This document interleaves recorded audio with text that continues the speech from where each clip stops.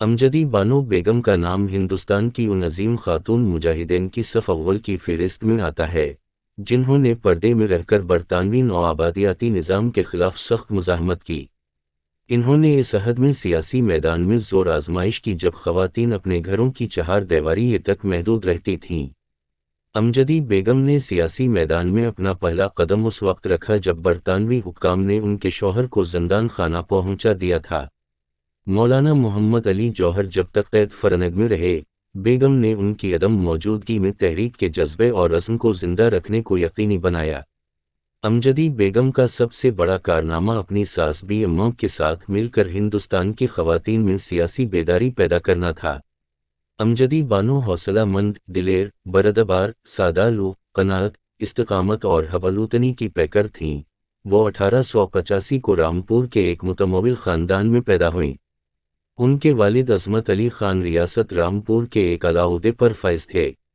مروجہ دستور کے مطابق ابتدائی تعلیم گھر پر حاصل کی۔ گھر میں دینی اور مذہبی کتابوں کا ذخیرہ ہونے کے سبب مذہب کا وسیع مطالعہ تھا۔ آپ 5 فروری 1902 کو تحریک آزادی کے عظیم رہنما مولانا محمد علی جوہر کے ساتھ رشتہ ازدواج میں منسلک ہوئیں جو ان دنوں آکسفورڈ یونیورسٹی میں زیر تعلیم تھے۔ امجدی بیگم مذہبی روایات میں پروش ہونے کے باوجود سسرال میں قدم رکھتے ہی ساس اور شوہر کے رنگ میں رنگ گئیں اور ان کے ہر سفر، عوامی جلسہ اور دیگر سرگرمیوں میں ساتھ دینے لگیں۔ امجدی بیگم نے بی اماں کے ساتھ ستیہ گرہ اور خلافت فنڈ کے لیے پورے برِ صغیر کا سفر کر کے کروڑوں روپے کا چندہ جمع کیا۔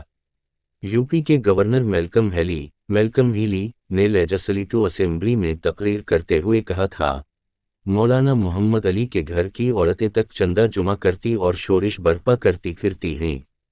مزید برآں انہوں نے غیر ملکی کپڑوں کا بوائکاٹ، کھادی کا استعمال، شراب کی دکانوں پر دھرنا، فوجی بھرتی کی مخالفت اور انگریزی نوکریوں سے استعفی کو کامیاب بنانے میں غیر معمولی کارکردگی کا مظاہرہ کیا۔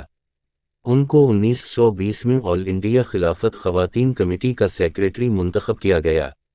مہاتما گاندھی نے نومبر 29، 1921 کے پنگا انڈیا شمارے میں امجدی بیگم کے لیے ایک بہادر خاتون عنوان سے خصوصی طور پر مضمون رقم کیا تھا، جس میں وہ لکھتے ہیں، گزشتہ سال امجدی بیگم نے عوامی کاموں میں اپنے شوہر کا تعاون کرنا شروع کیا۔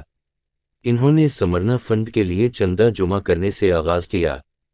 تب سے وہ ہمارے طویل اور دشوار تر 3 بہار، آسام، مشرقی اور مغربی بنگال کے سفر میں شریک رہیں۔ انہوں نے خواتین کے جلسوں سے بھی خطاب کرنا شروع کر دیا اور میں پورے وثوق سے کہہ سکتا ہوں کہ ان میں تقریر کی فصاحت اپنے بہادر شوہر سے کسی بھی طرح کم نہیں۔ الف نون کی تقاریر مختصر ہونے کے باوجود انتہائی پر اثر ہوتی ہیں۔ لارڈ ارون کی دعوت پر امجدی بانو بیگم اپنے شدید دلیل شوہر مولانا محمد علی جوہر کے ساتھ سنہ 1930 میں پہلی گول میز کانفرنس میں شریک ہونے کے لیے لندن روانہ ہوئیں۔ اسی سفر کے دوران مولانا لندن میں انتقال کر گئے۔ ان کی وفات کے بعد بیگم امجدی بانو نے 9 جنوری 1931 کو اپنی بیٹی زہرہ کو جو خط لکھا، اس کے ایک ایک لفظ سے صبر و تحمل، شوہر کی جدائی کا کرب اور ملک و قوم کی فکر آشکار ہوتی ہے۔ میں زندہ ہوں لیکن مردوں سے بدتر۔ میری قسمت میں کیا لکھا ہے کہ اب تک زندہ رہی، جس کی دنیا کو ضرورت تھی وہ مجھ کو اور تم کو تنہا چھوڑ کر چلے گئے۔ مگر امجدی بیگم نے مولانا محمد علی جوہر کی رحلت کے بعد ان کے مشن کو ادھورا چھوڑنا گوارا نہیں کیا اور اپنی باقی زندگی دہلی کے قرول باغ کے ایک چھوٹے سے گھر میں 2 وفادار نوکروں کے ساتھ گزار دی۔ اس دوران وہ سیاست اور تحریک آزادی میں سرگرم عمل رہیں۔ امجدی بیگم نے 28 مارچ 1947 کو اس دار فانی کو الوداع کہہ دیا، جنہیں خلافت ہاؤس بمبئی کے گراؤنڈ میں سپرد خاک کیا گیا۔